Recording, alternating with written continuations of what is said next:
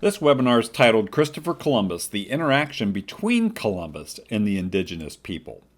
And again, I'll rely heavily on David Barton and Bill Federer, two preeminent historians on this particular time period. The Taino tribe he praised as the best people in the world and also saying a better race there cannot be. He even advocated for their full equality and citizenship with civil rights. Columbus himself had a strong relationship with their chief that lasted a lifetime, and we've learned that already. What you've not heard yet is from this friendly Taino tribe, several volunteered to travel back to Spain. That is, volunteered to travel back with him, including an important local chieftain and his family. One of the peaceful natives who chose to return with Columbus actually became a member of the Royal Spanish Court. Can you actually absorb that?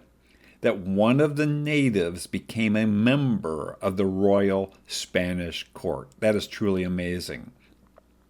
Another took Columbus's last name and faithfully traveled with him as his interpreter for his various visits to other native tribes and islands. At the request of the Taino tribes, Columbus helped liberate enslaved women, men, and children from the Carib tribe and proceeded to fight the Caribs whenever they engaged him. When Columbus landed on a Carib island, they discovered entire villages of enslaved women and mutilated men.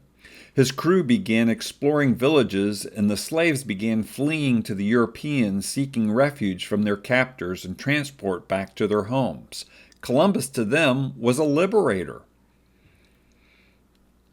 In a second village, even more gruesome scenes were witnessed. By the time they left, over 20 women and 3 men were liberated by Columbus and his men. A crew member described that the Caribs enslaved so many women that, in 50 houses we entered, no man was found, but all were women. It is noteworthy that in fighting the Caribs, the Europeans did not sacrifice them or eat them, which were the Carib warfare practices. But they could not release them either, so they took them as captives back to Spain. Nearly all those forcibly brought to Spain were the cannibalistic Caribs, or those captured in justified warfare. Columbus's history today is intentionally distorted. Despite Columbus's approach to native peoples, which was certainly among the most humane of any explorer at that time, many authors today assert that he sought to destroy and pillage all Indians.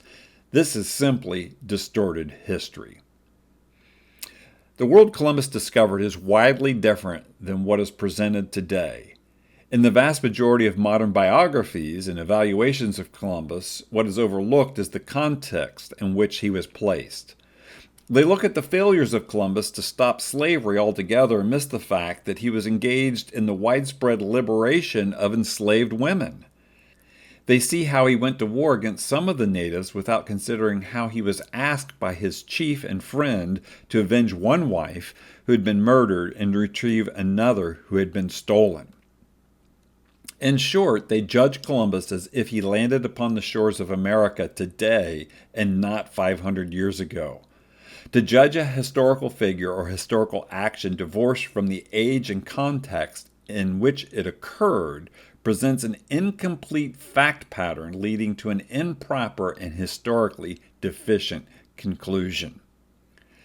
These facts are worthy of our consideration as this part of Columbus's history has been stolen from us today. This is U.S. Civics Training. Thanks for listening.